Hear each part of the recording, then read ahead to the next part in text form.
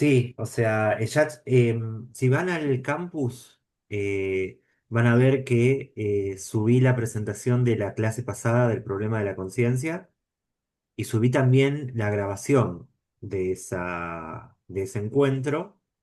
Está todo en la página de inicio principal. Em, y también subí la presentación de este tercer encuentro. Del primer encuentro subí la Pero la desgrabación. grabación de la clase de este encuentro todavía no lo subiste.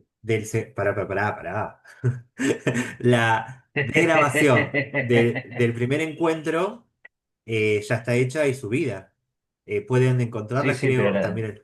La del segundo no, tengo el crudo de que me hizo una IA y lo empecé a Ujú. editar, pero son 31 páginas, o sea, va a llevar un tiempito. Bueno, Pero lo voy a hacer, por supuesto. Y lo mismo para la tercera clase que es esta, ya tienen el PPT. La grabación obviamente va a estar disponible hoy a la noche o mañana. sí, Y sí. también va a haber un desgrabado. Y eso es todo. Otra cuestión muy importante eh, es que ya está también disponible en el campus las consignas de la evaluación final. Bueno, No sé ahí si la estoy habla. viendo, sí. No, les recuerdo lo que hablamos en el primer encuentro. Hay dos maneras de aprobar este curso. Una manera es, hola Fernando, contestando aloja, grupos de hasta tres integrantes, con un mínimo de un integrante, pero pueden armar grupos de hasta tres y responder dos de las tres consignas que preparé, solo dos de las tres a elección de ustedes en una extensión máxima de 2000 palabras aproximadamente. Para eso tienen 15 días. O sea, hay una fecha de entrega que es el 18 a última hora, tipo 23:59. Entonces, hay una manera de cerrar este curso rápido, que es en los próximos La 15 días, alternativa. ahí voy. En los próximos 15 días arman grupos de hasta tres, responden en 2000 palabras dos de tres Mm, preguntas, sí. adentro el curso. La alternativa, en caso de que no puedan trabajar ahora exactamente por diversos motivos o porque lo prefieran, que también está disponible en el campus, es entregar un ensayo o trabajo monográfico de aproximadamente 3500 palabras y en ese caso tienen hasta el inicio del primer cuatrimestre de 2026. Ujú. Mi humilde recomendación es que, o al menos eso fue lo que pasó en conceptos, en representaciones mentales y conceptos del año pasado, es que hagan el trabajo grupal ahora y en 15 días te puedes tildar esto de tu agenda. Bien, Sí, sí, sí, sí, que es buena. es buena. Bueno, eh, voy a, tengo mucho para contarles. ¿Por qué? Porque la clase sobre el problema de la conciencia nos quedó trunca. Hay que terminar de ver algunos temas. Y luego tenemos que tener una clase sobre el problema mente-tecnología. Y todo esto tiene que suceder en 4 horas. Yo no sé. O sea, estoy tranquilo, no me voy a apurar. Llegaremos hasta donde llegaremos, tiene las presentaciones completas, tiene la Biblia. Mi objetivo es simplemente dar todo lo necesario para que ustedes puedan realizar la pregunta 3 si es que la eligen, del examen, de la evaluación final. Así que, hola Sofía.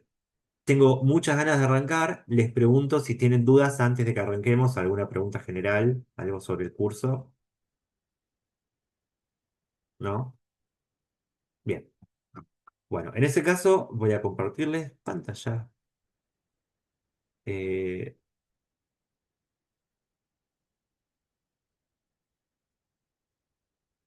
Bien, pero estamos por acá.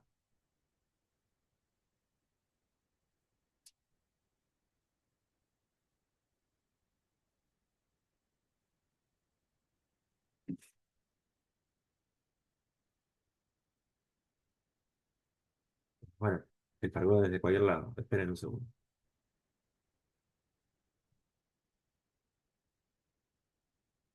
Es increíble todo lo que vimos acá.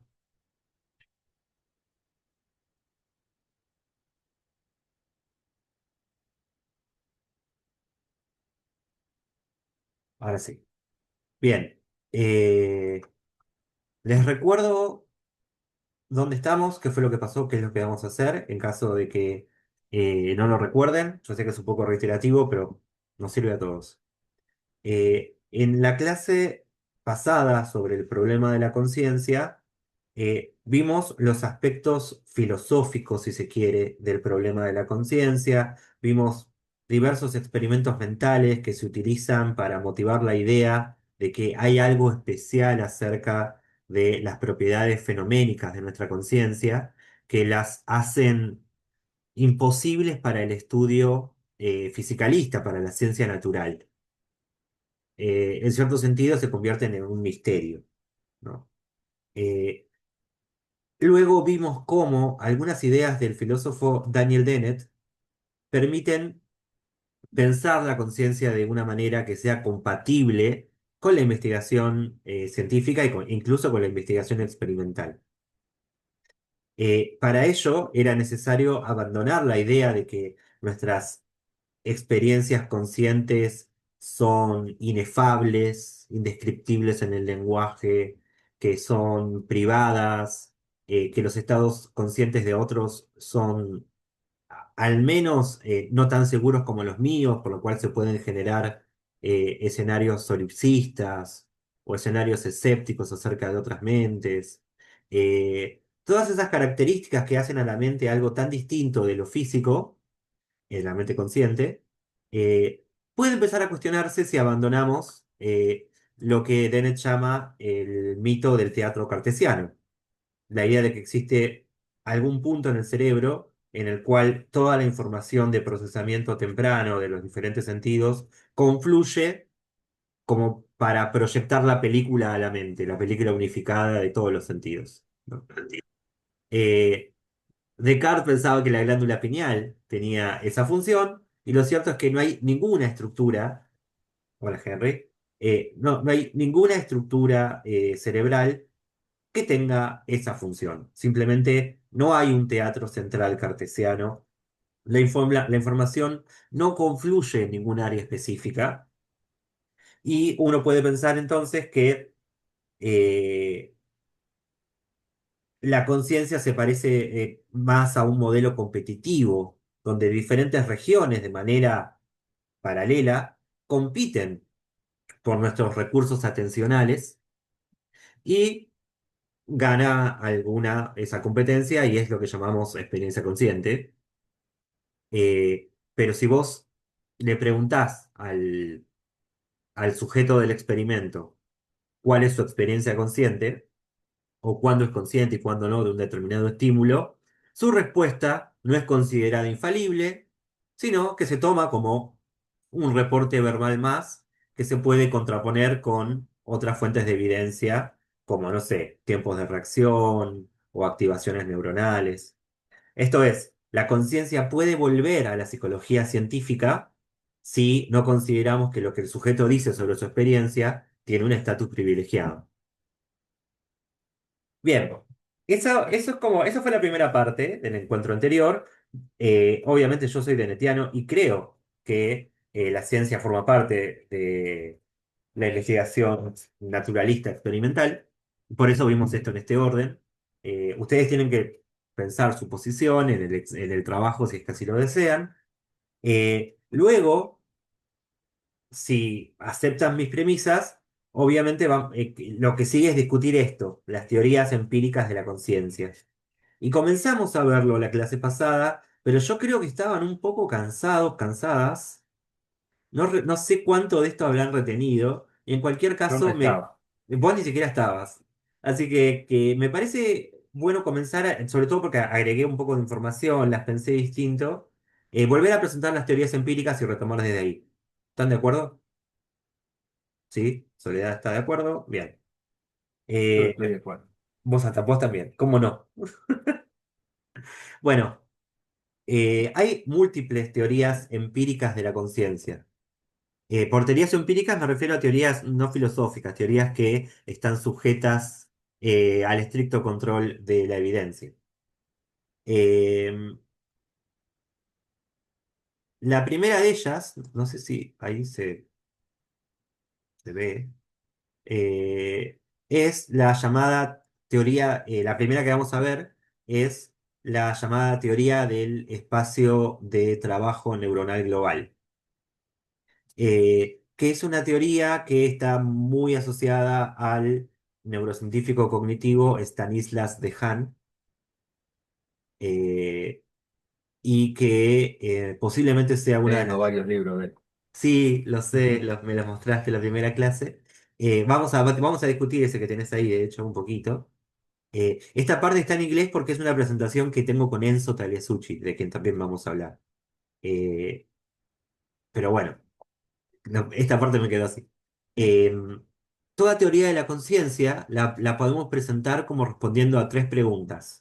Preguntas cómo, eh, preguntas cuándo y preguntas dónde. Esto es, ¿cómo ocurre la conciencia en términos cerebrales? ¿Cuándo ocurre la conciencia? ¿Cuándo, si se quiere, un estímulo procesado por los sentidos periféricos se convierte en una percepción consciente? Y por último, ¿dónde? ¿Cuáles son las áreas cerebrales involucradas en los estados conscientes? Obviamente, una posibilidad es que sea todo el cerebro, pero es extraño pensar, por ejemplo, que, no sé, las ciertas áreas subcorticales que controlan la temperatura corporal tengan que ser conscientes o sean parte del correlato neuronal de la conciencia. Algunos piensan que es un fenómeno principalmente cortical, otros piensan que es principalmente subcortical y hay muchas teorías en el medio. Nosotros vamos a ver algunas. Esta es una teoría principalmente cortical, o sea, cree que la conciencia es lo que ocurre principalmente en la corteza cerebral y no en áreas más antiguas, no sé, como no sé, ganglios basales, ese tipo de cosas. ¿Ok? Eh, bien, o el tálamo. ¿Cómo se produce los estados conscientes? Bueno, toman el modelo de competencia de Dennett y sostienen que diversos estímulos sensoriales compiten para la ignición del espacio global. Esto es, aquellos estímulos que tienen suficiente suerte y suficiente fuerza como para alcanzar ese estado de ignición del espacio global de trabajo, se vuelven disponibles para, por un cierto periodo de tiempo, para todos los procesos cognitivos, para, no sé, la planificación motora, la toma de decisiones. Todos los sistemas pueden acceder a esa información. Es un modelo, obviamente, muy similar al modelo de las versiones múltiples. Nuestros diferentes sentidos y nuestras diferentes áreas vinculadas con la propiocepción del propio cuerpo compiten entre sí por ver quién capta la atención y quien triunfa en esa lucha es proyectado a todo el sistema. Eh, Esto también te permite saber o ofrecer una respuesta a la pregunta ¿cuándo ocurre la conciencia? Bueno, cuando un estímulo es lo suficientemente fuerte como para recibir esta amplificación atencional. Cuando un estímulo alcanza eh, este estado de ignición global de la actividad del cerebro, podemos decir que ese estado es consciente. Si no lo alcanza, será inconsciente de diversas maneras. Puede ser preconsciente, puede ser subliminal. Vamos a ver ahora esas distinciones. Y por último, esta es una teoría que considera que esta ignición del espacio de trabajo global está asociada a una marca, si se quiere, electrofisiológica, que es una activación global de las cortezas frontoparietales. Esto es corteza frontal y cortezas parietales de diversas poblaciones. Cuando vos tenés un estímulo puramente percibido por los sentidos, pero todavía no consciente, tenés activación occipital, podemos decirlo. ¿no? Las áreas de corteza visual. Cuando esa activación irradia, es dispersa rápidamente hacia las áreas frontales, tenés una marca neuronal de la conciencia, un correlato neuronal de conciencia. Por lo tanto, el lugar donde ocurre la conciencia es frontoparietal. Uno puede ver, si se quiere, en ese sentido, la percepción consciente como un proceso que va de atrás hacia adelante, con eje en el cerebro. ¿Me siguen hasta acá? Bien. Esta teoría es hoy en día, al menos creo yo, la más aceptada o es ciertamente canónica. Tiene algunas peculiaridades. Recuerdan que en la clase pasada vimos la distinción entre conciencia fenoménica y conciencia de acceso. La conciencia fenoménica, son estas cualidades subjetivas de la percepción, ¿no? Cómo se siente, eh, no sé, el amargor de un vino para vos cuando lo estás tomando. Esas propiedades de la conciencia fenoménica, según Deadlock, son misteriosas, no las podemos explicar científicamente. Después tenemos la conciencia de acceso, que es básicamente la función que los estados conscientes o que la conciencia desempeña en el procesamiento de información en el cerebro o en la mente-cerebro, ¿no? La conciencia de acceso es esta idea de que, los estados conscientes están disponibles para otros, sistemas del sistema nervioso. Esta teoría, la teoría del espacio global, no es una teoría sobre la conciencia fenoménica. No te va a explicar cómo es posible que, nuestros estados mentales se sientan de cierta manera subjetiva. No trata el problema difícil, trata el problema fácil, que es cómo los estados conscientes logran tener esta característica de integrar la información perceptiva. Bien, esto ya la vuelve, si se quiere, muy... O sea, fíjense, ¿no? Los filósofos parecen estar hablando mucho de la conciencia fenoménica, los neurocientíficos, cognitivos parecen estar mucho más interesados en la conciencia de acceso, que obviamente la comparto con mi zombie, que no tiene estados que se sienten de una manera, en términos de Chalmers. Bien, entonces no es una teoría de la conciencia fenoménica, es una teoría de la conciencia de acceso. Algo que también habíamos mencionado en la clase pasada es que no comenzó como una teoría neuronal. Comenzó como una teoría en psicología cognitiva, de finales de los años 80, que es la teoría de Bars, la teoría de Bernard Bars, que se llama justamente, la teoría del espacio global, todavía no neuronal. Según la teoría del espacio global, la función cognitiva del acceso consciente es hacer disponible esa información de manera global para un montón de procesos que corren en paralelo, ¿no? Eh, este modelo se convierte en una teoría neurocientífica cuando es retomado principalmente por Dehaene, que es el neurocientífico que tienen ahí en el medio. Este es el típico esquema visual de la teoría, del espacio global de trabajo. Fíjense que tenemos básicamente una red con nodos, y aristas. Cada nodo representa una población neuronal. Aquellas que están en la periferia, representan o bien los estímulos de las diferentes modalidades, o bien las salidas motoras, los planes motores, y los nodos y las aristas que se encuentran en ese embrollo central, son las que están vinculadas con el espacio global de trabajo, ¿no? Fíjense que tenemos distintos tipos de patrones de activación. Podemos comenzar por el patrón T3, que es el rojo de la derecha. Eso es lo que llamaríamos un estímulo subliminal que no alcanza la conciencia porque no alcanza el espacio global de trabajo, ¿no? Eh, Fíjense que, básicamente lo que tenés es una activación en áreas de corteza visual que no alcanza, la ignición, ¿no? En segundo lugar, tenemos los estímulos, en este caso T2, que son los naranjitas, eh, que son básicamente estímulos con una gran fuerza desde las áreas perceptivas periféricas, pero que no están siendo atendidos en ese momento. Pero pueden volverse conscientes si uno los atiende.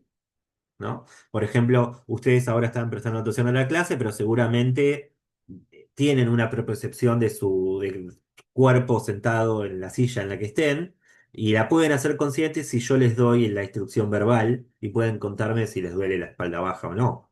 Esos estados están en este estado preconsciente, ¿no? Tienen gran fuerza, pueden volverse conscientes si uno le diera la amplificación atencional adecuada. La Daniel. respiración entraría en este mismo Exacto. grupo. Sí, Exacto. también. Obviamente, hay otros que no, o sea, por ejemplo, no sé, el funcionamiento de nuestros ganglios del sistema linfático Ah, no sí, parece sí, muy consciente, tal cual. pero sí otras formas de propiocepción, ¿no? El latido del corazón también lo Sí. podés buscar, en fin. Pero sí, la respiración es un caso típico. De hecho, en mindfulness, acá tenemos una experta, así que no voy a decir más de lo que... Hola, Sole. Sí, te busqué. O sea, en mindfulness parece que el hecho de llevar a conciencia estos procesos que normalmente se mantienen en la periferia de la conciencia, tiene el efecto de que desactivás un montón de manijas frontales que más asociadas con la producción de estrés, ¿no? Como, no sé, Y mantener hay la agenda o algo así. investigaciones re- en relación al trastorno de estrés postraumático sobre esto. Eh, Vamos a hablar Porque más bueno, en adelante esos hoy sobre casos eso. no son estímulos, pero bueno, son, bueno, síntomas, llamémosle, o imágenes, etcétera, que acceden a la conciencia involuntariamente eh, y bueno, vienen de adentro, no vienen de afuera. Ok, te digo lo siguiente, vamos a hablar de estrés postraumático y memorias invasivas, si se quiere, de Sí, ese tipo, sí. en un ratito. Bueno, Yo sí. no sé en particular si desde la teoría del espacio global de trabajo se atendió ese tema, lo vamos a atender desde otra perspectiva. Bueno, por último tenemos el patrón T1, que es el patrón de activación consciente, en el cual hay una gran activación de las áreas sensoriales periféricas y además, debido a los mecanismos de amplificación atencional, tenés la proyección al espacio central global de trabajo. Y eso lo hace disponible para, como ven, las otras áreas no centrales o periféricas del sistema. Bien. ¿Cuándo sos consciente? Cuando el estímulo o el percepto sensorial accede al espacio de trabajo, ¿no? Eh, y en particular, un rasgo dinámico de esta activación, por el cual hablamos de ignición, es que es un estado que alcanza, como hay perdón, hay vías neuronales que van nuevamente de las áreas eh, frontoparietales a las áreas visuales primarias, esta activación global se mantiene durante el tiempo, es en cierto sentido autosostenida. Y eso en parte da cuenta del hecho de que nuestras experiencias conscientes se extienden en el tiempo, en la medida que nuestra atención lo permita. O como algo a lo que estamos prestando atención se pierde de la conciencia cuando simplemente nos cansamos de atenderlo. ¿No? Uno puede escuchar el tic-tac del reloj y puede resultarle molesto porque insiste en incorporarse a tu espacio global de trabajo, pero eventualmente eh, podés dejar de escucharlo, o sea, puede pasar a ser un contenido preconsciente, ¿no? Y viceversa. ¿Y por qué hablamos de ignición? Bueno, porque es un proceso todo o nada. Esto es, no hay estímulos que sean, o sea, que un estímulo sea preconsciente no quiere decir que es consciente de una manera atenuada. La conciencia es un todo o nada. Un estado alcanza ese estado de dispersión por la red global o no. No hay término medio. Esto va a ser importante después. Y algunos de los paradigmas experimentales por los cuales se puede, si se quiere, contrastar esta teoría, menciono solo dos.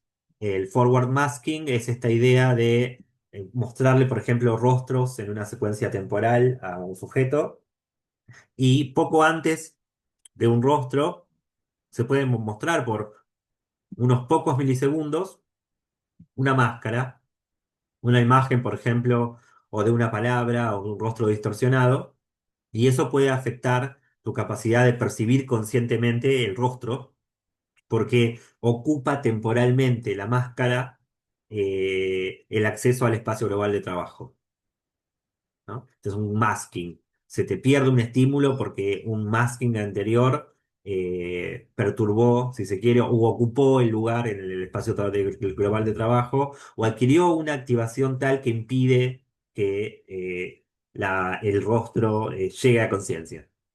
El segundo tipo de patrón experimental o de diseño experimental es la rivalidad binocular. Estos experimentos se hicieron mucho en los noventas en primates. Ahora ya no se puede hacer esos experimentos en chimpancés. eh, y por eso es raro, porque es una teoría que se basa, si se quiere, en unos experimentos moralmente polémicos. Pero bueno, lo que hicieron fue poner primero a chimpancés con el cerebro expuesto, después se puede hacer con seres humanos sin cerebro expuesto. Pero es un fenómeno, quizás ustedes alguna vez lo sufrieron, pero si usás lentes que proyecten una imagen distinta a cada ojo, por ejemplo, un patrón verde y un patrón rojo, eh, ¿qué esperarían ustedes que suceda en tu percepción? ¿Percibís los dos? ¿Percibís uno todo el tiempo? ¿O hay una intermitencia entre uno y otro en cuanto a experiencia consciente? ¿Tienen intuiciones al respecto? Yo creo que percibís Yo creo uno, que se juntan. Ay, perdón, primero Soledad y después no sé quién. perdón. Yo creo que percibís uno. Ok, ¿quién tenía otra Sí, opinión? yo creo que se juntan también. Ok, ok. Lo que sucede extrañamente es que se alternan. Mm. Y una de las razones por la cual, o sea, una explicación posible desde la teoría de esta alternancia es que están compitiendo por el espacio de trabajo global. Eh, y de hecho, no podés controlar voluntariamente cuál ves. Parece que depende más de la lucha entre los estímulos que de lo que vos puedas hacer, ¿no? Parece un ejemplo muy claro de competencia entre estimulaciones tempranas que luchan por este acceso todo o nada al espacio de trabajo global. ¿Estamos hasta acá? Perdón, profe, una Sí, consulta. por Esta, favor. esta, esta pelea debe ser como que sucede a milisegundos, ¿no? O sea, uno no No, se o da cuenta de sea, lo que está pasando. sí, el experimento va en el orden de los milisegundos, pero podés tener, sí, y en general las transiciones están en el orden de los segundos, O sea, yo me pero puedo dar cuenta cuando paso de un patrón verde a uno sí, oscuro en obvio, un anteojo, por ejemplo. Ah, tu experiencia, pero no lo podés controlar. O sea, tenés la ok. experiencia consciente de uno o de otro, no de los dos, y no podés controlar el momento en el cual cambian. Todo muy compatible con este modelo, ¿no? Eh, Bueno, eso ya es exactamente lo que dije. Esto era como detalles demasiado innecesarios para este encuentro. eh, por lo que preparé otra cosa. Que es, lo pueden chusmear y están las referencias. Que es ir un poquito a este libro, La conciencia en el cerebro, de Stanislas Dehaene, donde trata de hacer sus ideas un poco más accesibles para alguien que no sea un neurocientífico cognitivo, ¿no? Les traje simplemente algunos pasajes de ese libro. Es un libro, hay que leerlo todo. Con estos pasajes solo te podés generar una imagen. Todo esto está tomado principalmente del capítulo 5 aunque algunas cosas no, pero en el capítulo 5 pueden encontrar la teoría. Está en la carpeta compartida. Bueno, entonces tenemos esta teoría del espacio global de trabajo. La propuesta es sencilla. La conciencia es información compartida por todo el cerebro. El cerebro tiene como, o sea, procesa en diferentes regiones en paralelo, no hay un homúnculo central, pero a la vez existen redes de conexiones de sustancia blanca de larga distancia, especialmente en la corteza prefrontal, que permiten, si se quiere, que todas las áreas eventualmente se conecten con o sea, mediante esta red de larga distancia con cortezas prefrontales y frontales. Lo que la conciencia, la función de la conciencia en todo caso, es prestar atención a una porción de información y mantenerla activa mientras haces algo con eso. Por ejemplo, si aparecen unos ojos sospechosos en la oscuridad, ese estímulo rápidamente se abre paso al espacio de trabajo global porque rápidamente su disponibilidad consciente te permite escapar. Puede pensarse como una función evolutiva, la función de hacer que cierta información crucial para el organismo esté disponible para todos los sistemas, como si fuera un sistema de alarma que dice, ok, está pasando algo, tienen que atender a esto, ¿no?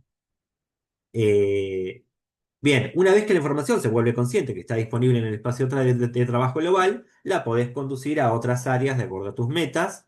Por eso podemos nombrar la experiencia consciente, evaluar la experiencia consciente, memorizarla, usarla para planificar el futuro, ¿no?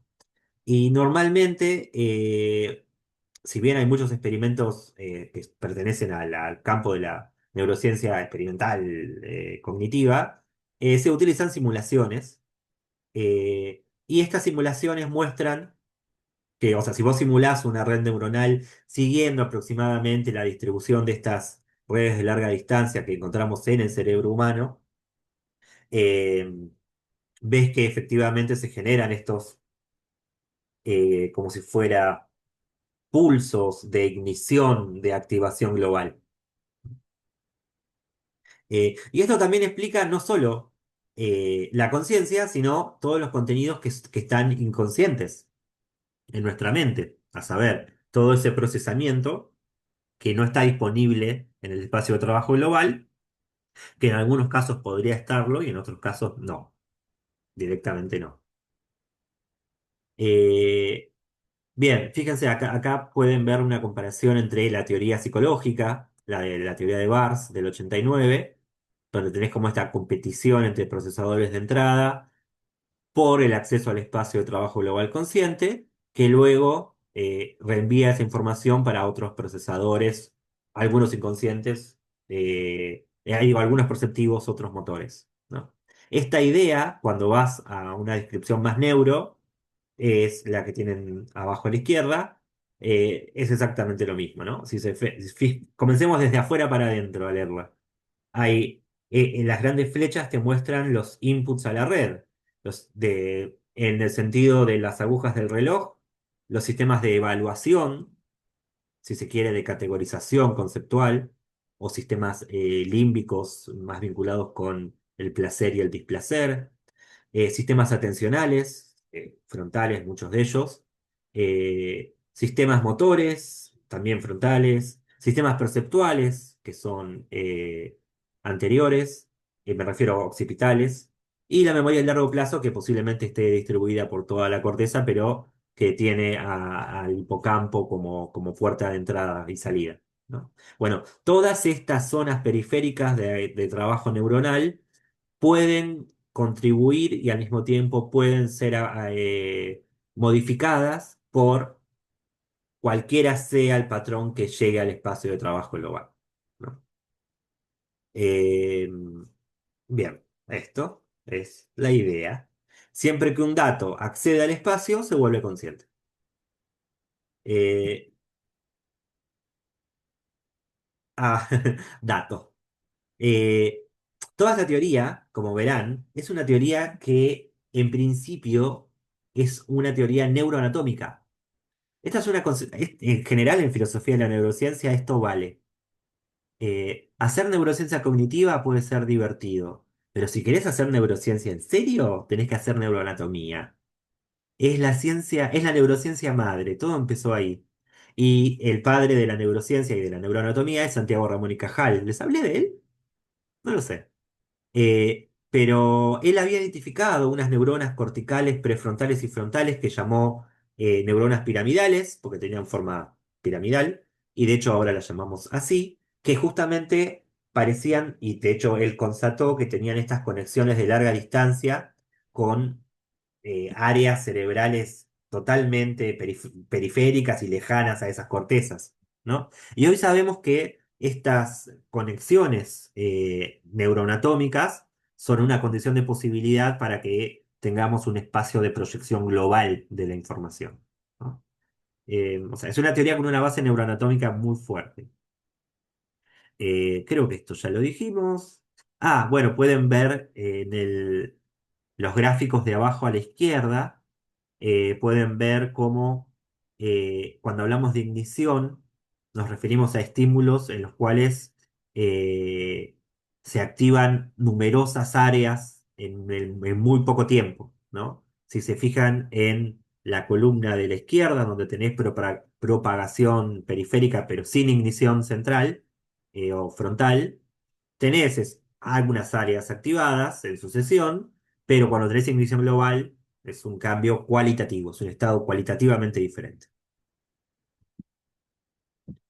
Bien, ¿dudas hasta acá? Esta fue la teoría del espacio global de trabajo en la medida en que puedo presentarla en este tiempo. ¿Qué tenemos? Chat. No. Quisiera preguntar sobre similitudes, diferencias, relaciones de esta propuesta con los constructos de memoria de trabajo y con las funciones ejecutivas. Bien, Federico. Sobre memoria de trabajo,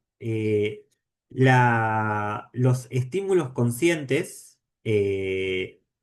están disponibles para la memoria de trabajo, pero no todos los estímulos que son conscientes necesitan estar codificados en la memoria de trabajo.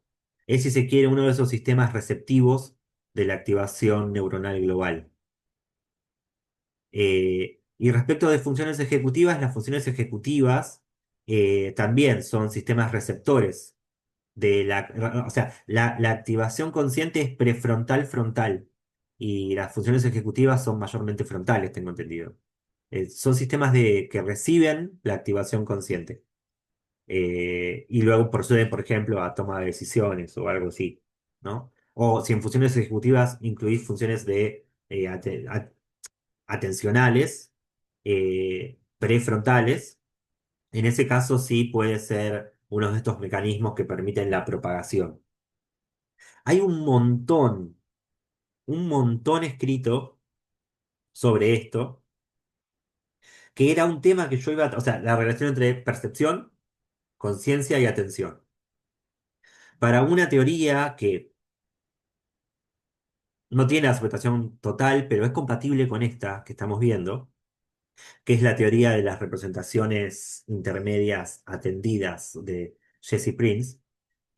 Lo que él sostiene es que las representaciones perceptivas se vuelven conscientes cuando están disponibles para ser broadcasted, o sea, no sé cómo se traduce eso, ¿cómo lo traducen ustedes? Pero como para ser transmitidas al resto de las áreas, sin que la transmisión tenga necesariamente que darse.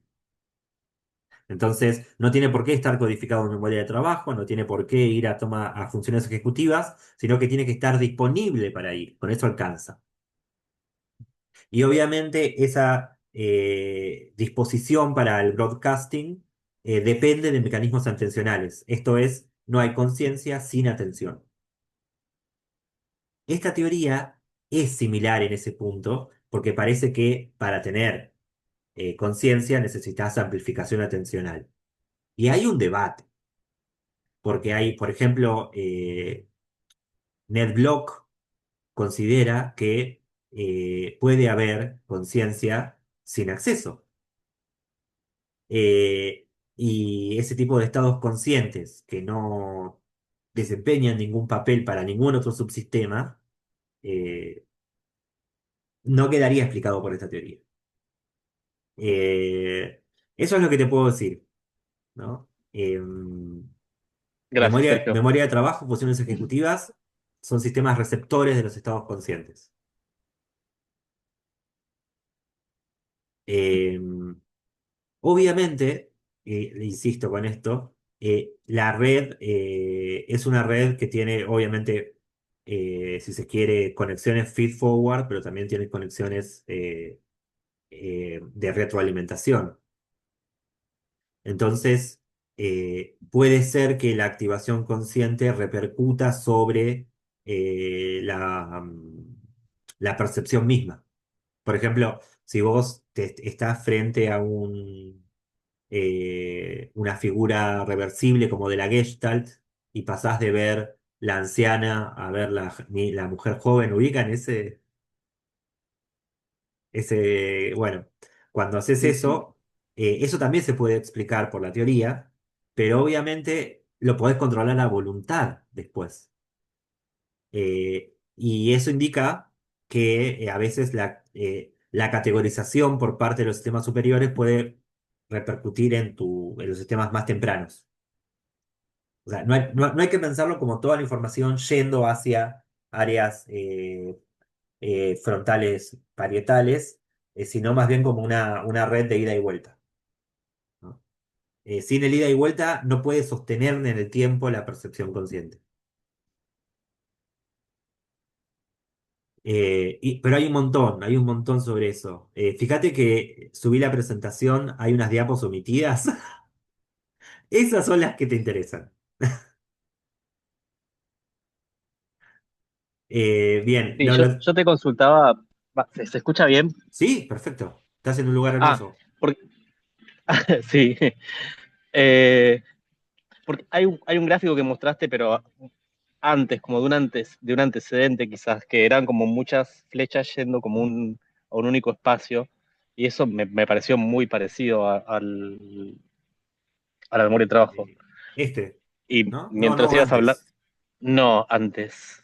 Ya sé a cuál te referís. Eh, esta. Ese. Bueno, de hecho ahí está. Sí. Eh, Y, y sí, cuando pensaba en las funciones ejecutivas, pensaba en la atención principalmente.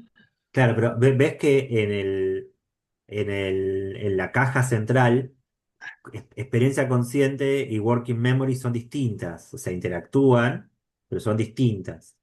Eso es porque por algunos experimentos de Sperling de los años 60 se sabe que podés tener experiencia consciente sin que necesariamente la información esté codificada en memoria de trabajo.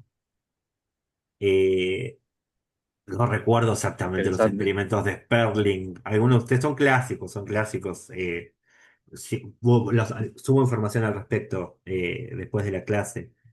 Básicamente eran experimentos en los cuales te mostraban, por ejemplo, tenías una estructura de 8 puntos y te mostraban durante muy poco tiempo algunos puntos encendidos y otros no, y luego testeaban tu conducta posterior a esa exposición y parecía que podías tener experiencia, o sea, como que había experiencia consciente, pero después no estaba disponible para el procesamiento posterior, con lo cual no había codificación en memoria de trabajo. Van por ese lado los experimentos de Sperling 1960. Eh, pero insisto, está todo en la parte que saqué de la presentación. Perfecto, gracias. Eh, Bien, volvamos a toda velocidad. Les voy a presentar una segunda teoría de la conciencia muy distinta a esta. Que sea tan distinta indica algo acerca de este campo de investigación. Es la teoría de la integración de la información. ¿Escucharon hablar de esta teoría de el biofísico neurocientífico Giulio Tononi? Sí. ¿Sí, Henry? Algo te suena. No, solo que es más comunicacional, creo, ¿no? Eh, en el sentido Más que de usa la ciencia de la teoría comunicación, digamos. claro, sí, sí, sí, sí, sí, sí. Eh, es una teoría altamente matematizada. Usa teoría de la información como mínimo y muchas otras teorías matemáticas muy complejas. Yo voy a hacer una presentación a la altura de lo que puedo hacer. Hay muchas cosas que no entiendo de esta teoría y no soy solo yo, como vamos a ver en breve, pero Enzo Tagliasucci, que es mi referente en todo, la, la ama. Entonces, entiende los problemas y aún así le parece prometedora. Así que la voy a presentar de una manera relativamente amable y bondadosa con la teoría, ¿no?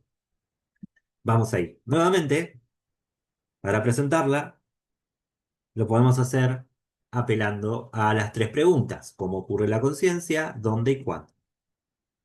Eh, Bien, respecto del cómo, lo que esta teoría hace no es construir un modelo de, cognitivo de flujo de información a través de cajas, no es boxología, si se quiere. De Hahn y su teoría del espacio global del trabajo, dentro de todo se parece bastante a los modelos cognitivistas. Y él mismo es un cognitivista clásico, simbólico. ¿Ok?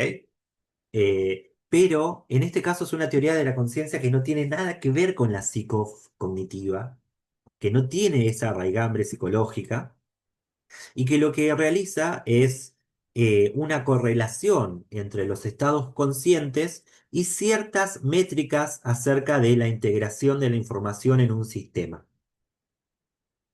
De manera tal que cuando se maximiza la integración de la información en un sistema, cuando se logra maximizar la integración de información en un sistema, eso es idéntico a un estado o un contenido consciente.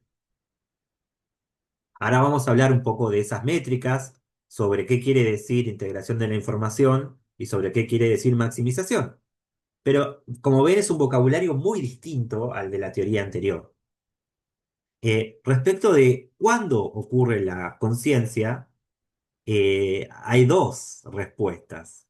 Una es, bueno, ocurrirá cuando se produzca esta maximización de la integración de la información. Ahora, ¿podemos saber cuándo se cumple eso? No. Las ecuaciones que definen esos modelos de maximización son lo que se llama no computables. Son demasiado complejas como para siquiera que se resuelvan con una máquina en un tiempo infinito. Con lo cual no podemos computar todavía cuándo un estado es consciente, cuándo se alcanza esa maximización de la integración de la información en un sistema. Lo que podemos hacer, de todos modos, es trabajar con simulaciones computacionales que limiten de alguna manera la complejidad computacional del problema. Lo mismo sucede con el dónde. La respuesta fácil es, bueno, donde se produzca esta maximización, allí es el lugar, el asiento de la conciencia. Pero nuevamente también, como no tenemos la capacidad computacional de calcular ese máximo, tampoco podemos saber exactamente dónde ocurre la conciencia. Sí lo podemos simular de manera simplificada, teniendo en cuenta algunas restricciones plausibles. Como ven, es una teoría mucho más abstracta y especulativa acerca de la conciencia, y mucho más, si se quiere, distante de la evidencia que uno puede obtener en un laboratorio testeando gente.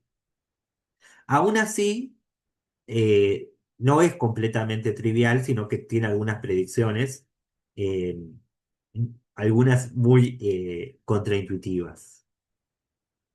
Vamos un poquito más en profundidad. ¿Cuál es el argumento que está detrás de la teoría de la integración de la información?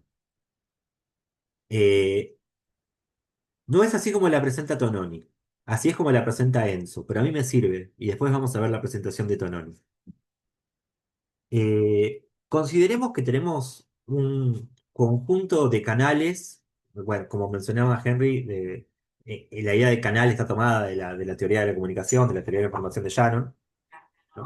Supongamos que tenemos un conjunto de canales que portan información. Por ejemplo, los píxeles de una imagen digital,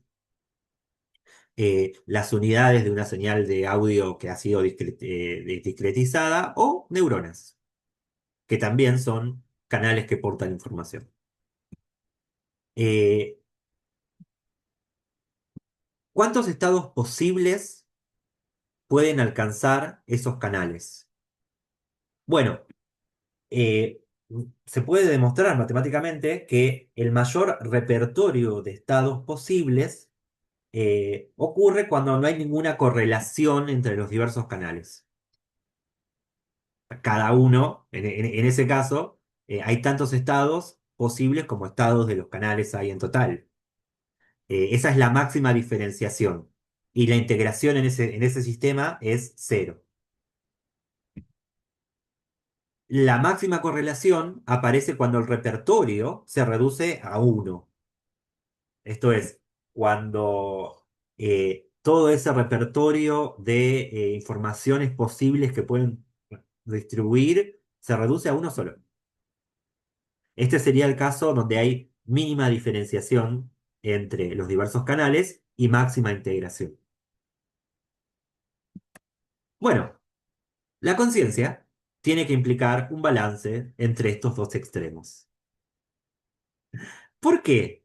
Bueno, se entiende mejor si lo vemos así. Eh, la base de esta idea es que la experiencia consciente es compleja. Y es compleja de una manera maximal u óptima, si se quiere. Es óptimamente compleja. ¿Cómo se alcanza una complejidad óptima? Bueno, si un sistema está sumamente integrado, si sus diferentes componentes están eh, estrechamente vinculados entre sí, como conformando un pequeño mundo, lo que se llama una red de mundo pequeño, si la integración es máxima, entonces podés tener comportamiento regular, pero complejidad baja.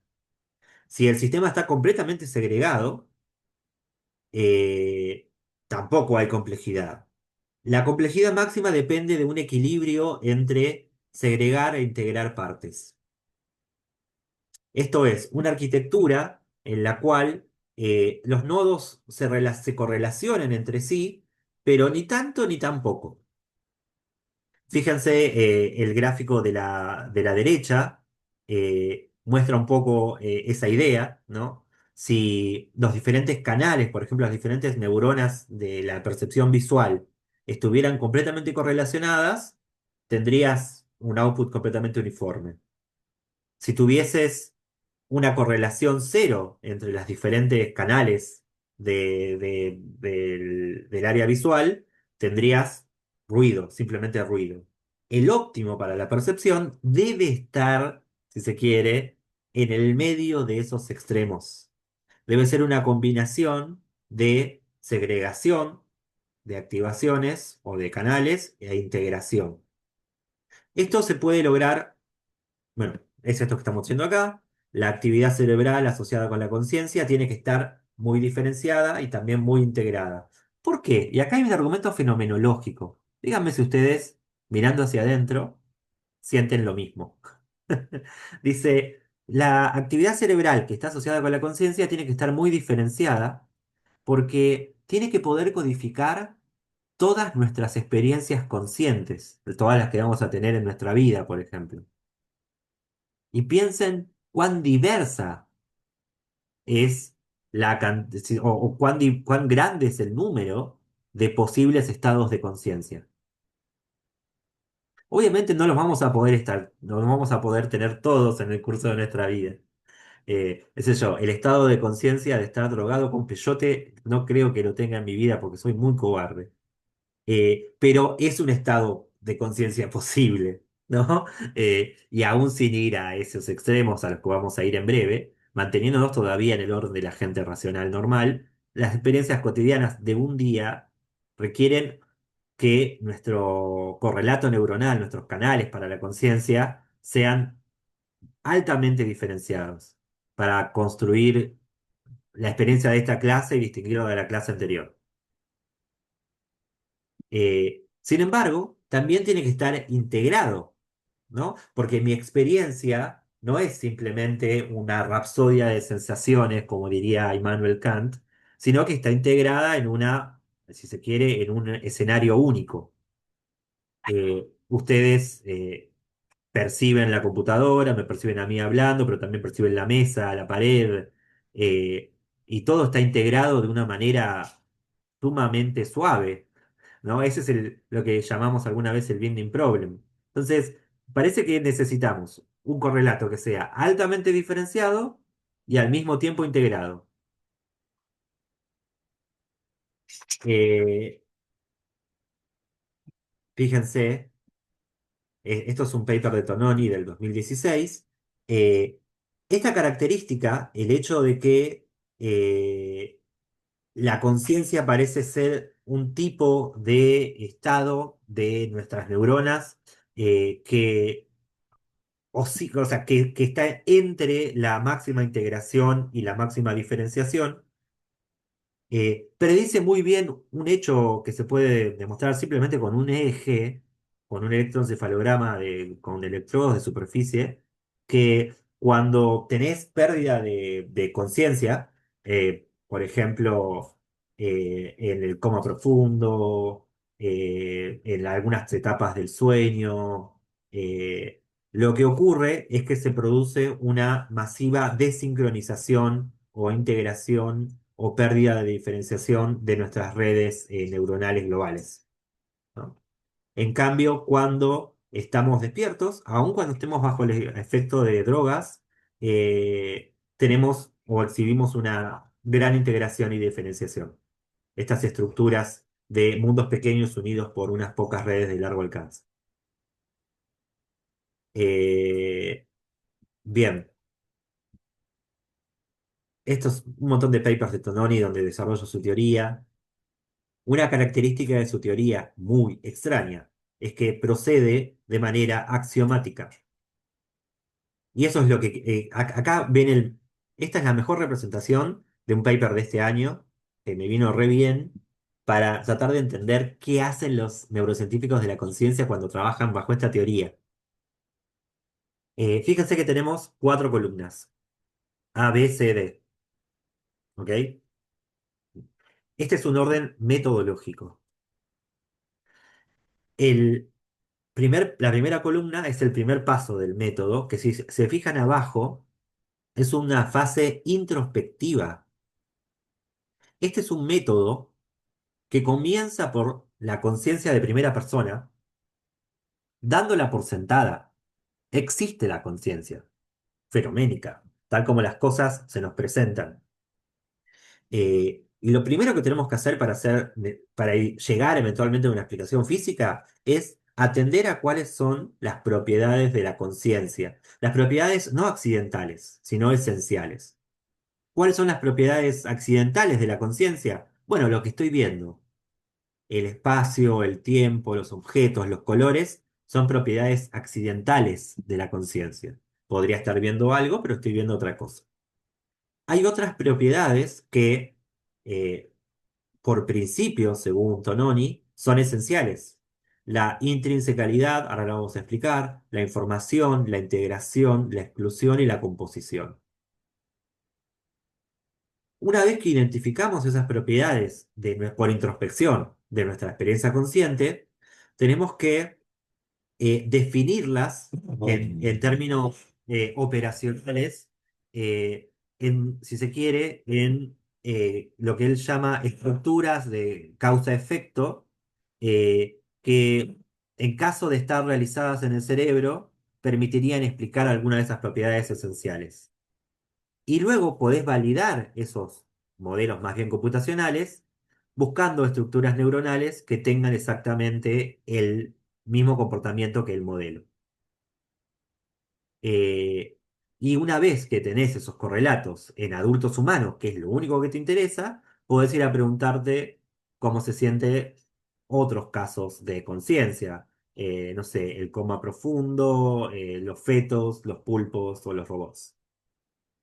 Y esta teoría tiene esta característica, no se preocupa porque la conciencia pueda aparecer siempre que haya integración de la información en un sistema complejo.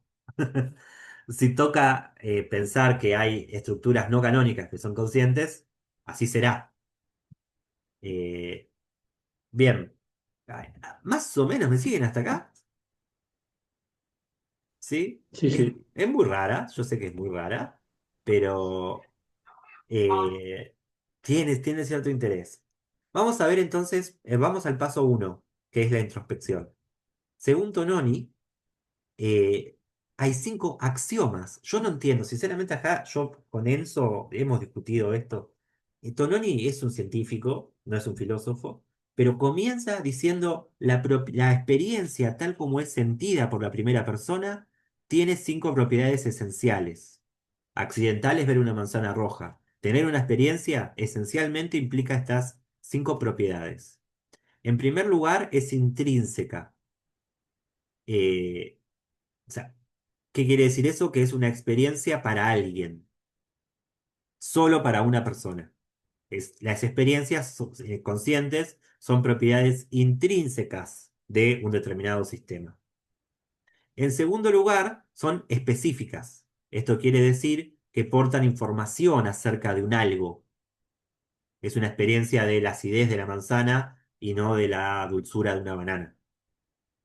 Ese es el contenido o la información de la experiencia. En tercer lugar, la experiencia es unitaria. Esto es, no se puede disgregar en átomos experienciales separados sin perder justamente la experiencia consciente, ¿no? Si vos estás siendo consciente ahora de mi cara en un rectangulito chiquito y de la presentación y del teclado, no podés separar esas percepciones en percepciones conscientes atómicas. El todo es más que las partes. La No se experiencia puede consciente desarmar, está integrada. ¿Cómo? que no se puede desarmar en pedazos más chicos, eso quiere Exacto. decir. Eso es que sea unitaria. Eh, Además, es completamente definida.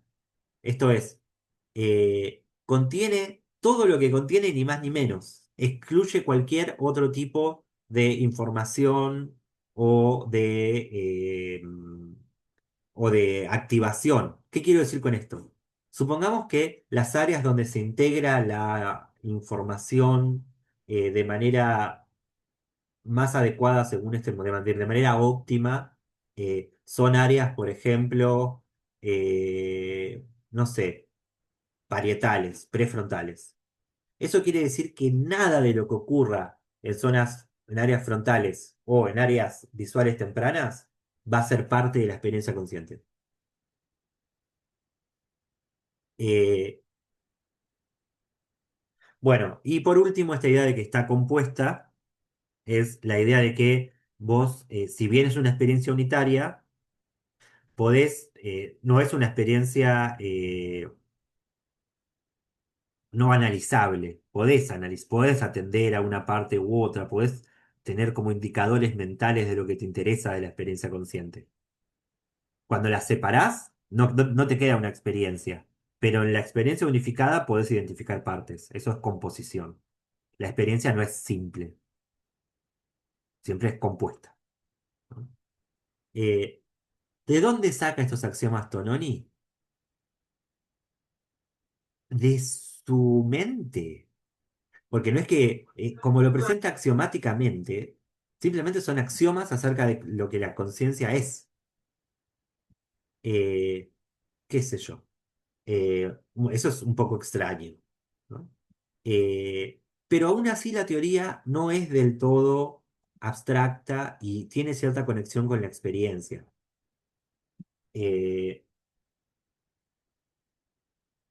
Vamos a ver un poquito dos maneras de vincular esta teoría sumamente abstracta con algo que se parezca a la evidencia empírica.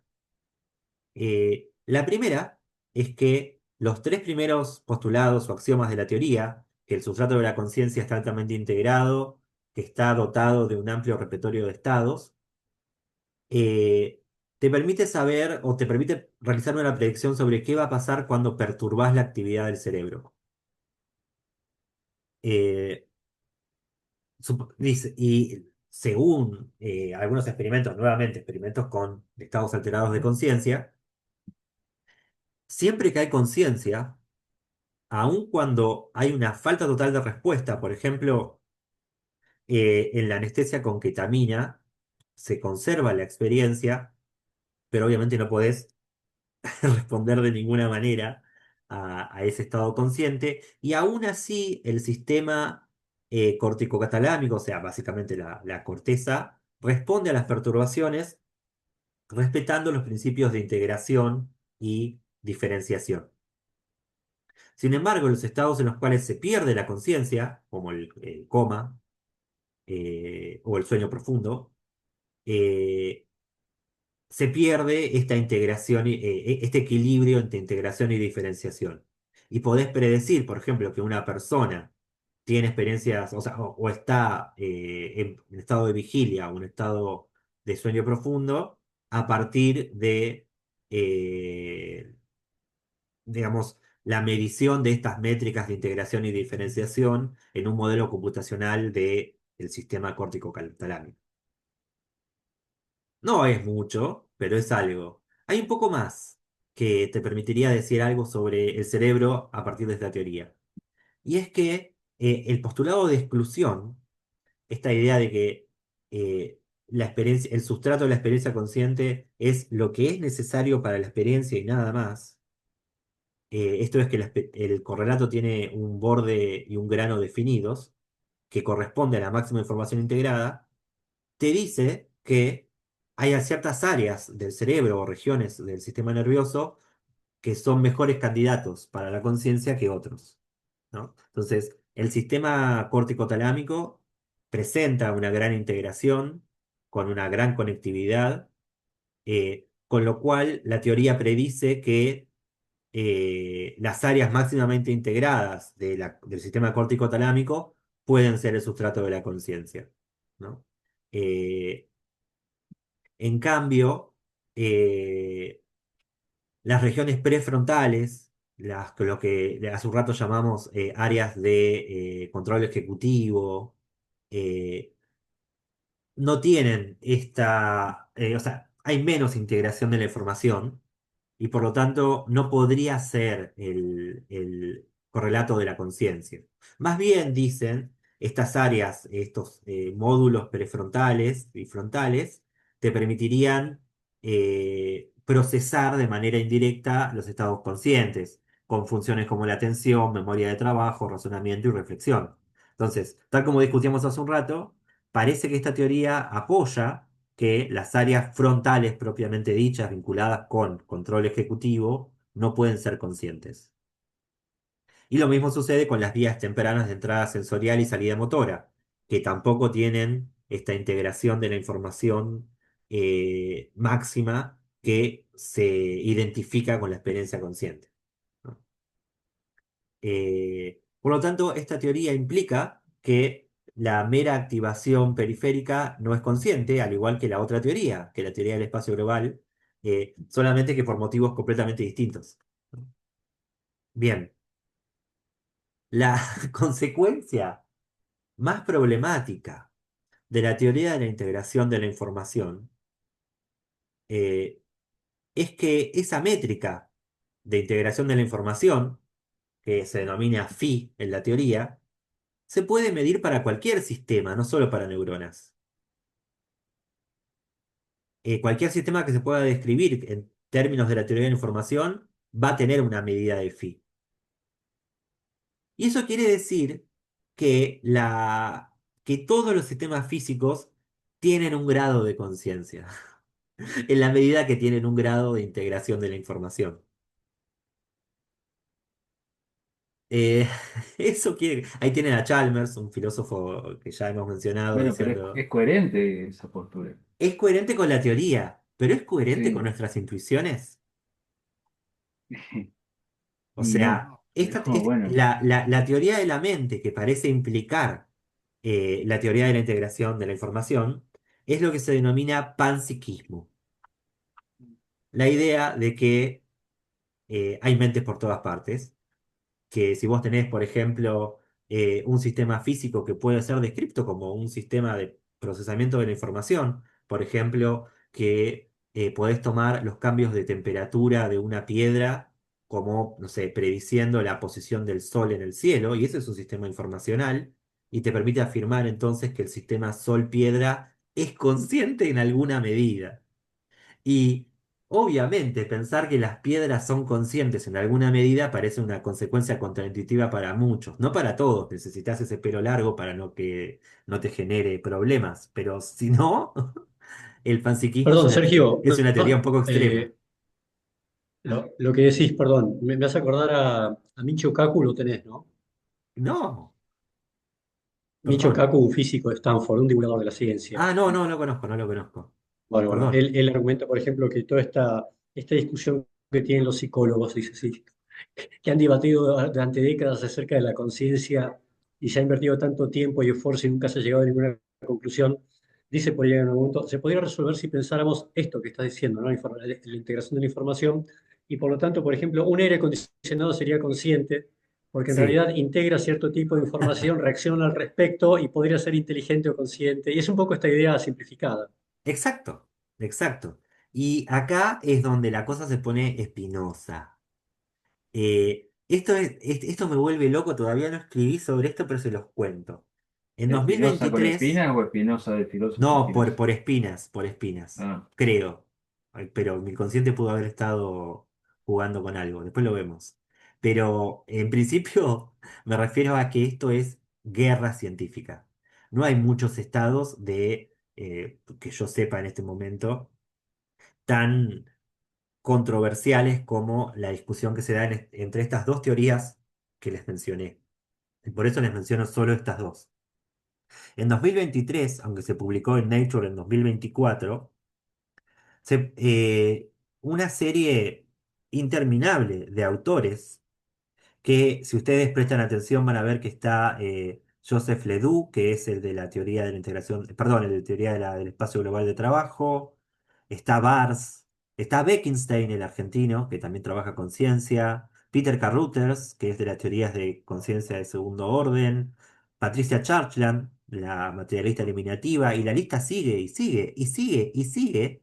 Eh, em, A Dennett. Está Daniel Dennett, pero hay, o sea, es tremenda la lista, es tremenda. Y si se fijan el título del paper, que en realidad es una carta al editor, es La teoría de la integración de la información de la conciencia es una pseudociencia. Esto es una locura. Pero ocurrió por algo que nosotros habíamos discutido con Enzo. Un día de 2023, un día de 2023, Enzo me llamó a Ciudad Universitaria y me dijo, mira, la Fundación Templeton, que es una fundación cristiana que trata de como esparcir los valores religiosos en diálogo con la ciencia, que a la vez es la manera en la cual un fondo buitre, que no sé cuál es, blanquea guita, no importa, pero esa gente puso $1 millón en un concurso para diseñar un experimento crucial para decidir entre estas dos teorías. Y Enzo me dijo, che, Sergio, es mucha plata. ¿Te parece si pensamos algo así? Y yo le dije, no, no, no me parece. Primero, porque la Templeton es básicamente eh, o sea, no es una institución científica, más bien es una institución anticientífica, que trata de meterte discurso religioso. O sea, te arma un panel con 4 científicos y 4 obispos para legitimar el discurso de los obispos. ¿Se entiende lo que digo? Y obviamente, eh, para mí plantear un experimento crucial es tonto. No hay experimentos cruciales en ciencia. Nunca una única experiencia te va a permitir distinguir entre dos paradigmas, porque los paradigmas son más complejos. Nunca hay una experiencia crucial. Eso es porque soy cuñado. Y en tercer lugar, me parecía que justamente no había manera de construir un experimento crucial porque no hay una predicción tal que las dos teorías eh, entren en conflicto claramente, porque una teoría es mucho más abstracta que la otra. Por todos estos motivos le dije que no, no sé cómo, no sé si lo tomó bien o lo tomó mal, pero a raíz de que se publicaron los resultados de ese supuesto experimento crucial y se suponía que apoyaba la teoría de la integración de la información, es que todos estos autores escriben la carta en Nature diciendo, esta teoría es pseudociencia. No hay ningún experimento crucial y mucho menos la apoya porque ni siquiera es científica. O sea, los Templeton, metiéndose en una discusión científica, obligaron a blanquear cosas que estaban como que se decían por abajo. ¿Se entiende el nivel de bardo del que estamos hablando? Y Tononi respondió este año, se tomó su tiempo, muchachos, muchachas, con este artículo que acaba de salir, que se llama Conciencia o pseudoconciencia, A Clash of Two Paradigms, también firmado por todos sus amigos. O sea, está Tononi, es más lista la corta, es más corta la lista. eh, Tiene a Christoph Koch, eso está bien. Tiene a Tsukishia, que es el mayor especialista en atención y conciencia. eh, pero bueno, no es tan larga la lista. En cualquier caso, me gustaría, para terminar este primer bloquecito, leerles cuál es el argumento en contra de, o sea, por qué se puede pensar que esto es una pseudociencia. Y es como la carta que se presentó solo tiene 2 párrafos, esta es la mitad de la carta, ¿ok? De los detractores de la teoría. Dicen, según la teoría de la integración de la información, una red inactiva de puertas lógicas conectadas que no realizan ningún cálculo útil puede ser consciente. Posiblemente más que los seres humanos, porque tiene un índice phi de integración mayor. Los organoides, o sea, órganos de material biológico, pero creados en laboratorio, creados a partir de placas de Petri, también serían conscientes, porque obviamente también, como pueden integrar información con sus células. Y así también los fetos humanos, en etapas muy tempranas de desarrollo, también pueden tener estados conscientes. Y probablemente sean conscientes según la teoría, e incluso según algunas interpretaciones, las plantas pueden ser conscientes. Si de alguna manera podés medirle phi, algún valor vas a obtener. No solo eso, a quienes disfrutan de esta teoría disfrutan también de la posibilidad de que las máquinas sean conscientes, si alcanzaran ese óptimo de integración de la información, ¿no? Estas afirmaciones, dicen, han sido ampliamente consideradas como imposibles de probar, poco científicas, mágicas, o una desviación de la ciencia tal y como la conocemos. Dados sus compromisos panpsiquistas, hasta que la teoría en su conjunto, no solo algunos de sus componentes auxiliares, cuidadosamente seleccionados, que comparten trivialmente muchos otros modelos o que ya se sabe que son ciertos, o sea, hasta que la teoría sea empíricamente comprobable, creemos que la etiqueta de pseudociencia debería aplicarse. Durísimo. Y además vuelve a reabrir un viejo debate filosófico que si hicieron alguna vez algún curso de epistemología habrán visto sobre la distinción entre el problema de la demarcación entre ciencia y pseudociencia, ¿no? Entonces, eh, el intento de financiar un experimento crucial entre estas dos teorías, un experimento crucial es uno que permita confirmar una y refutar la otra, y la cantidad demencial de guita que pusieron para que la gente lo haga, activaron como los anticuerpos de la comunidad científica, publicaron esta nota hace un par de años diciendo, miren que esta teoría es pseudocientífica, y abrieron un cisma en el campo. Y ahora estamos ahí, no sabemos. Estamos, o sea, le hizo un gran daño. Piensen en la cantidad de laboratorios que estaban pidiendo guita basándose en predicciones de esta teoría. Uno, o sea, Enzo creía que ambas teorías eran compatibles, o sea que muchos de sus trabajos citan y apoyan a la teoría de la interacción de la información. Eh, Ay, Sergio, te hago una pregunta. sí, Esto de que otros sistemas pueden ser conscientes, no sé, como decías, no sé, un aire acondicionado, una piedra. sí. ¿Es, es algo que se afirma en la teoría o es una chicana? O sea, Bien, o sea, es algo que puede decirse en base a cómo está construida la teoría para, digamos, para reprochárselo, digamos. bien. Excelente pregunta, Federico. Es algo que se le reprocha a la teoría, o sea, Quienes piensan que es una pseudoteoría, una teoría pseudocientífica, piensan que tiene implicaciones panpsiquistas.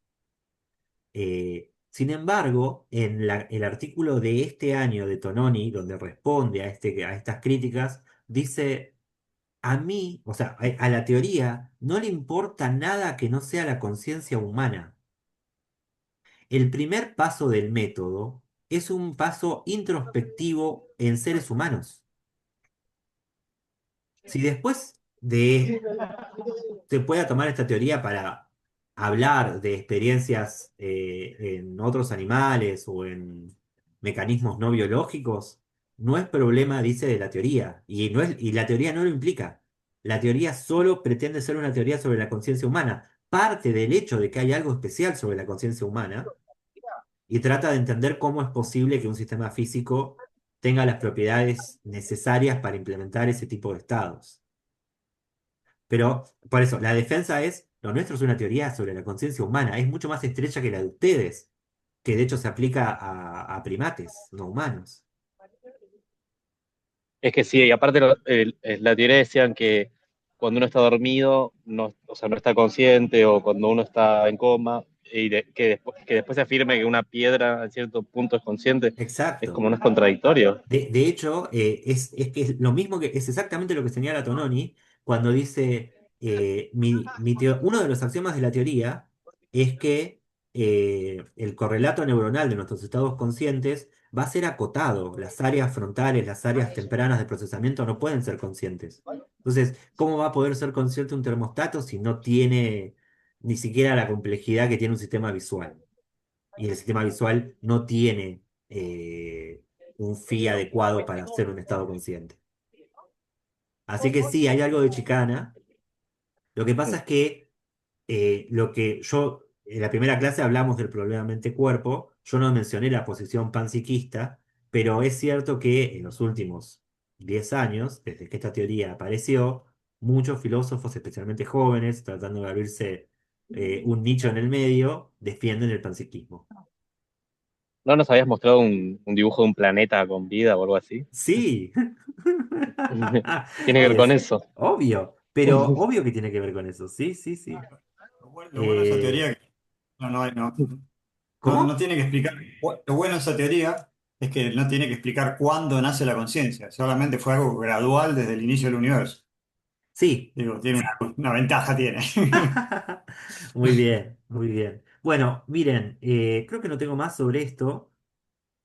Eh, o sea, como introducción a teorías empíricas de la conciencia, me considero satisfecho, no sé si ustedes también. Y tengo un último tema de conciencia que es conciencia y psicodélicos. Recuerdan el origen, el índice original de la presentación. A mí me gustaría hablarles de esto, para mí es interesante, pero no sé si están muy cansados y prefieren que pasemos a mente y tecnología después de un corte o le damos esto que no es muy largo, no es tan largo, y después hacemos el corte y pasamos a mente y tecnología. ¿Qué les parece? Cerremos con esto, así volvemos con tecnología, después con todo. Bueno, ok. Em, Para mí no está completo una introducción al problema de la conciencia sin discutir conciencia y psicodélicos.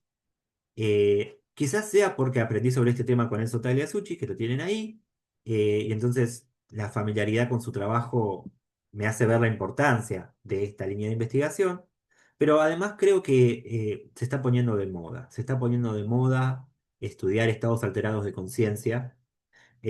Y al menos esto nos dejaría, digamos, con un estado, pudiésemos haber hablado de otros problemas acerca de la conciencia, pero conciencia y psicodélicos ataca el problema principal de una manera novedosa, desde mi punto de vista. Así que, allá vamos. Les voy a mostrar dos trabajos del laboratorio de Enzo Tagliasucci en Exactas. Uno preliminar para que se entienda un poco qué es lo que hace y cuáles son los métodos que usa. Y el otro es un capítulo de su libro El nudo de la conciencia, que ya les conté que yo hice la revisión filosófica de ese libro, así que más o menos sé lo que quiere decir y me parece original. Comencemos por el estudio. Este es un estudio que podría haber tomado cualquier otro, tomemos este. Eh, es un estudio de 2019 sobre cannabis y reportes de estados conscientes. Lo lindo de este estudio es que es un estudio puramente de lo que se llama Big Data. No hay, o sea, no es un estudio experimental, sino que solo se trabajó con, si se quiere, almacenes enormes de información y algoritmos de correlación, no mucho más que eso. El paper se llama Más de 800 variedades de cannabis caracterizadas por la relación entre sus efectos psicoactivos, perfiles perceptivos y composiciones químicas. Dice, nuestro análisis abarcó 887 cepas diferentes de cannabis y se basó en una muestra grande, lo que se llama Big Data, más de 100.000 reseñas de usuarios disponibles públicamente en el sitio web Leafly. A la derecha, arriba, pueden ver una típica ficha de ese sitio, ¿no? Si se fijan, no sé cuál es la variedad de la que tomé ese ejemplo, pero te indica, no sé si lo ven ahí, los feelings positivos, relajamiento, cierto arousal, hambre, y los síntomas negativos o las feelings negativos, ciertos mareos, ansiedad, paranoia, y con qué te ayuda supuestamente, ansiedad, estrés, depresión. Te indica cuán sativa o índica viene la mano, si es más calmante o más energizante, y te indica cuán psicodélica va a ser tu experiencia, si es baja o alta en THC. ¿Me siguen hasta acá, más o menos? ¿Sí? Bien. Este sitio es un sitio libre donde la gente sube sus reseñas breves de sus experiencias con determinadas variedades de cannabis. Eh, Enzo le pidió permiso al dueño del sitio para usar esos textos, esos informes como reportes de primera persona, como haría un denetiano, él es súper denetiano. El dueño del sitio se lo prohibió y él lo usó igual. Y le dijo, si querés hacemos un juicio. Y no se lo hizo el juicio. Pero eso tiene eso. O sea, no tiene eso. Límites morales. Y eso es un rasgo de él que es muy peligroso y a la vez hace su investigación más interesante. Así que simplemente tomó los datos. Dijo, están en internet, no son de nadie. Y los usó en su trabajo. Estos informes contienen reseñas escritas no estructuradas de experiencias con cada cepa, con etiquetas estructuradas que indican estos perfiles de sabor y efectos subjetivos que acabamos de ejemplificar. Y luego tomó otro sitio web que es Scilabs, donde vos podés encontrar perfiles químicos de cada variedad, de cannabinoides y de terpenos, de diferentes muestras comerciales de variedades de cannabis ese sitio tiene 1.600 resultados, o sea, pruebas químicas para 14 cannabinoides y 33 terpenos. Y tomando estas dos grandes bases de datos, simplemente les aplicó un algoritmo de aprendizaje automático para agrupar diversas cepas por similitud de efectos subjetivos, por similitud en perfil de sabor y luego correlacionarlos con la información de los informes químicos. Si se fijan a la derecha, van a ver que hay una gran polarización entre dos grandes tipos de cepas de cannabis, que son las sativas y las índicas. ¿Ubican la diferencia entre ellas? Las sativas son plantas con una mayor carga de THC, una menor carga de CBD y suelen ser estimulantes. Fomentan tu creatividad, un estado de alegría o euforia. Son para arriba. Las índicas, en cambio, son una subvariedad que incluye muchas cepas que se caracterizan por ser se llaman como cepas de sillón porque te aplastan en el sillón, quedás pintado en el sillón, no podés moverte mucho, y son más que nada relajantes, no tienen un gran viaje psicoactivo, sino que es más bien un relajamiento muscular, sueño y ese tipo de cosas. De hecho, abajo de las redes pueden ver que la nube de palabras asociada a todos esos miles de reportes son distintas para sativa y para índica. Si ven para sativa, tenés ansiedad, felicidad, empezar a trabajar, euforia, energético, foco, ¿no? Mientras que con índica tenés eh, relajamiento, sofá, alivio, insomnio, se ve, ¿no? Que es claramente otro índice de palabras. De manera que él pudo llegar a estas conclusiones. Cuando entrenamos, no, perdón, acá. Los algoritmos de aprendizaje automático pueden agrupar cepas en grupos de razas similares basándose en efectos subjetivos y obtenés algo bastante sensato. Ciertos pares de etiquetas están correlacionados con cepas, lo que sugiere efectos sinérgicos.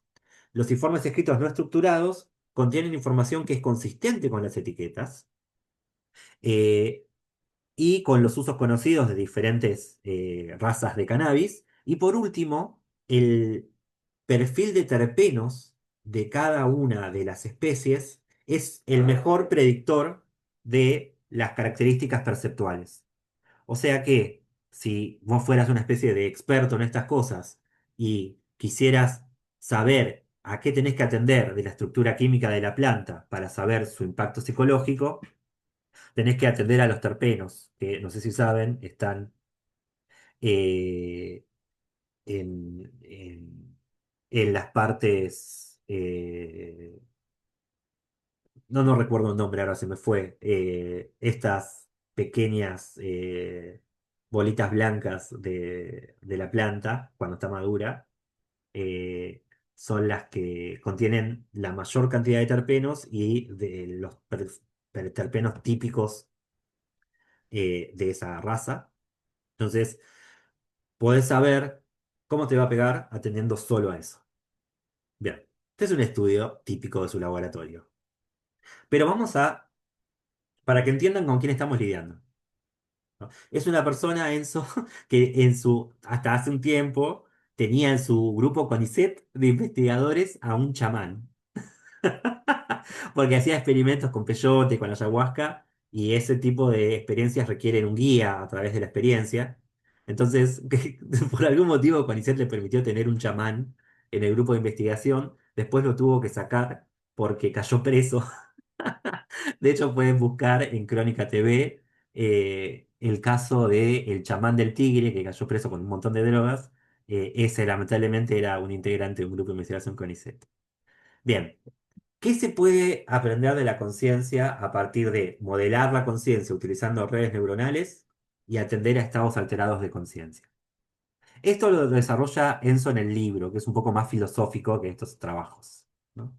Dice, a lo largo del libro argumentó lo siguiente, que las redes de aprendizaje profundo, de las que hablamos, creo, en el encuentro pasado, no, en el primer encuentro, que son estas redes que tienen múltiples capas intermedias, que se caracterizan de manera subsimbólica solo por activaciones y pesos entre sus conexiones, y que son capaces de aprender y mejorar su desempeño, por ejemplo, en tareas de categorización, sin que nosotros o sus diseñadores puedan saber de qué manera logra la competencia. Porque en el fondo no podés leer el procesamiento en términos simbólicos a partir de los patrones de activación de las capas intermedias o internas o profundas de la red. Pero supongamos que la mente terminase, o que la conciencia pudiese representarse computacionalmente como una red de aprendizaje profundo. Eh, Como bien señala, dice, si bien las capas anteriores son muy importantes, la información que representan permanece oculta para el usuario de la red. Siempre y cuando su interés esté limitado a la aplicación práctica de la red para detectar objetos, lo único que el usuario de la red tiene que saber es lo que se encuentra en la última capa, la capa de salida, ¿no? Sería poco práctico o incluso confuso inundar al usuario con la información correspondiente a las capas internas. Por lo tanto, la red encapsula esta información en una caja negra que es inaccesible excepto para algunos pocos ingenieros. Algo similar sucede con los modelos grandes de lenguaje, como ChatGPT y todos ellos. También funcionan con una estructura de red de aprendizaje profundo y también te ocupan el procesamiento, te ocultan al usuario las etapas intermedias de procesamiento. Bien, la intuición detrás de la gente que estudia conciencia y estados alterados de conciencia es que la conciencia funciona como una interfaz gráfica simplificada para la realidad, como si fuera un sistema operativo. De la misma manera que para que yo pueda interactuar con un sistema complejo como esta computadora, necesito un sistema operativo que es con el que realmente interactúo, que oculta para mí todos los procesos computacionales subyacentes. De la misma manera, la conciencia funciona como una interfaz gráfica que te muestra aspectos simplificados de la realidad, pero que no te muestra sus procesamientos intermedios. Como vimos cuando discutimos Dennett, en el efecto Phi, por ejemplo, cuando se genera la apariencia de movimiento en una proyección de cine, eh, tu cerebro no te muestra cómo genera el movimiento a partir de las imágenes estáticas. Te proyecta directamente el output de movimiento. Eso es lo que si se quiere, se proyecta en la interfaz gráfica simplificada de la realidad, eh, y se oculta toda la información de las capas intermedias. Este acceso al espacio global de trabajo, ahora ya saben de qué está hablando, implica la capacidad para actuar de forma arbitraria sobre esa información, reportarla, recordarla, usarla para la toma de decisiones, transformarla, vincularla con la información obtenida en el pasado, proyectarla para predecir el futuro. Pero, ¿sería útil acceder de esta forma a toda la información representada en el sistema visual, incluidas las capas intermedias o tempranas? Nuestra interfaz gráfica para la realidad se encarga de barrer todas esas operaciones intermedias por debajo de la alfombra y nos presenta únicamente el resultado final. La información de las etapas intermedias es de dudosa utilidad para la supervivencia y por lo tanto, ¿por qué accedería al espacio global? Eh, ¿De qué nos serviría a nosotros tener, por ejemplo, la información de bordes solamente, la que se procesa tempranamente en el sistema visual? O la información de rostros, como si fueran algunos dientes y ojos flotando antes de percibir el rostro de alguien. Eh, si estamos de acuerdo con esta idea, con la idea de que la conciencia es una suerte de interfaz gráfica, como la interfaz gráfica de Windows, que te permite interactuar con la complejidad computacional de una notebook personal hoy en día, eh, nos podríamos preguntar eh, cómo se siente desinstalar la interfaz gráfica. Esto es, cómo sería percibir estas capas intermedias de una red neuronal convolucional. Y acá él trae las experiencias perceptivas alteradas de unos aborígenes que, si no me equivoco, son de Amazonas, que son los tucanos. No sé si son de Amazonas o México, ahora me entró la duda. Si alguien lo busca y me lo confirma, lo podemos decir ahora. ¿Cómo se escribe? Tucanos, Así con C.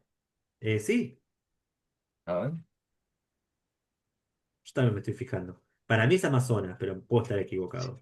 Selvas colombianas. Eh, Colombia y Colombianos. Brasil. Sí, Ah, sí, mirá, sí, bueno, Colombia, Brasil. Amazonas, ok, ok. El Amazonas. La Bien, Amazonia. Amazonia. Bueno, los tucanos descubren la ayahuasca, practican ceremonias con ayahuasca y cuando están en esos estados de trance, se encuentran con sus preciados gapí o jorí que con los ojos cerrados observan un entramado de figuras geométricas coloridas, perfectas en cada uno de sus ángulos y contornos, figuras como nunca antes habían encontrado en la selva. Con los ojos entrecerrados, la selva se parece a un hermoso vitral de colores verdes y marrones con patrones geométricos superpuestos sobre la belleza orgánica del mundo vivo al que están acostumbrados. Estos Gapio-Jorí o estos patrones visuales geométricos son los que tienen a la derecha. Esto es, si tomás la ayahuasca que los tucanos toman, vas a tener este tipo de alucinaciones visuales geométricas, que obviamente con los ojos cerrados las ves puras, cuando lo abrís lo ves sobre el trasfondo de la selva en la que estén, si es que ven algo de noche Como realidad además. aumentada. Eh, Vamos a ver qué piensa Enzo qué es esto. Es mucho más extraño que eso. Eh, lo interesante es que estos patrones ya se habían estudiado normalmente, si se quiere, en unos estudios de psicofísica de comienzos de siglo en Alemania. Dice, son fosfenos, son patrones visuales resultantes de la excitación directa del nervio visual. Un ingeniero alemán, Max Noll, aplicó corrientes eléctricas al cuero cabelludo de más de 1000 voluntarios, quienes plasmaron sus experiencias de fosfenos en dibujos. Rigel Dolmatov reprodujo algunos de ellos en su libro para compararlos directamente con los dibujos hechos por los tucanos, encontrando similitudes, bueno, que son las que... O sea, si le estimulás directamente el nervio óptico a un ser humano no drogado y a un tipo con ayahuasca, dibujan los mismos patrones visuales, ¿no? Su conclusión fue que el origen de estos gapíos jorí es entóptico, es decir, está causado por la percepción de actividad originada internamente en la corteza visual. En otras palabras, la ayahuasca permite que la actividad espontánea del cerebro ingrese a conciencia. Esto es, los dibujos hechos por los tucanos pertenecen a estas etapas intermedias del procesamiento visual que nunca se muestran en la interfaz. Con lo cual uno puede pensar que el viaje de ayahuasca lo que hace es apagar y encender la interfaz gráfica de la realidad, lo que ellos llamaban la capa más exterior de la red de aprendizaje profundo que él piensa que es la conciencia, ¿no? Esta es una hipótesis consistente con todo lo que sabemos sobre la acción de los psicodélicos, entre ellos la ayahuasca, en el cerebro humano. Uno de los efectos más marcados y reproducibles de los psicodélicos es la supresión casi total de un determinado ritmo cerebral global, el ritmo alfa, eh, incluso en estado de reposo con los ojos cerrados. Esta pérdida del ritmo alfa fue documentada para ayahuasca, LSD, psilocibina, hongos y DMT, y en este último caso, gracias a experimentos realizados en su laboratorio con este chamán que finalmente terminó preso, ¿no? Entonces, si la supresión del ritmo alfa, causada por los psicodélicos, permite visualizar los patrones de actividad cerebral espontánea, entonces, ¿por qué se ven esos patrones de la forma en que se ven? ¿Por qué figuras geométricas? Y en dosis más elevadas, fragmentos de imágenes, caras, ojos, formas de animales y plantas. ¿Por qué colores tan intensos? No conocemos aún la respuesta a estas preguntas, pero él tiene una hipótesis. Para desarrollar esta hipótesis, él cuenta algo que ahora ya es pasado increíblemente, pero que sí fue muy interesante hace unos años cuando comenzaron a presentarse las redes de aprendizaje profundo para el procesamiento de imágenes y para la generación de imágenes, ¿no? Los ingenieros de Google construyeron una demostración práctica de este fenómeno, desarrollando un algoritmo que modifica imágenes hasta resaltar exageradamente los patrones detectados por una red neuronal. Las imágenes resultantes son decididamente psicodélicas. Además, al modificar selectivamente distintas capas de la red, se pueden simular distorsiones más o menos profundas. No sé si recuerdan estas imágenes de hace unos 5 años, las primeras redes de aprendizaje profundo para imágenes daban este tipo de output, que tienen como una sensación onírica que se parece al tipo de cosas que podés ver en sueños o que podés ver en estados alterados de conciencia. Dice, imaginemos una red convolucional activada de forma espontánea, de la misma forma que observamos activaciones espontáneas en la corteza visual, e imaginemos que miramos las capas intermedias en vez del resultado final. Si esa actividad no se suprime e ingresa al espacio global de trabajo, lo que esperaríamos ver son caleidoscopios de figuras geométricas intercaladas con fragmentos de imágenes de distinta complejidad, dependiendo de la capa de la red que estemos visualizando. Y como ese output de una red neuronal tiene mucha semejanza a nuestras alucinaciones oníricas y a los estados alterados de conciencia, uno puede pensar que lo que está pasando con los psicodélicos y en estados alterados de conciencia es que pueden entrar al espacio global los outputs de etapas tempranas del procesamiento visual o auditivo. Bien, este es básicamente el nudo del libro, el nudo de la conciencia, ¿no? Eh, concebir la conciencia como una red de aprendizaje profundo y pensar que lo que hacen las drogas es de alguna manera permitirte acceder a las capas intermedias. Eh, bien, esto es todo lo que les quería contar sobre conciencia. Y Vos sabés que estamos... con todo, perdón, Sergio, un Sí, comentario nomás. por Con favor. todo lo que comentabas recién, y al principio cuando mencionabas lo del chamán y demás, dijiste en las últimas décadas, en los últimos años cobró mucha fuerza estas investigaciones, me hiciste recordar una película de los 80, se llama Altered States, que seguramente la viste, con William Hurt, fue la primera película de William Hurt, y esa película que es de un científico que busca estados alterados mentales, que en realidad es meterse en un tanque de isolate, se llama, Ah, sí, sí, bueno, de aislamiento, aislamiento, aislamiento. flotando en líquido, está basada en toda la investigación que hace exactamente todo lo que vos acabas de contar, todo lo que vos acabas de contar de este amigo tuyo, pero en los 60 hecha por John Lilly. Así que si buscas a John Lilly, que es un tipo muy conocido de aquella época por haber sido el que con alucinógenos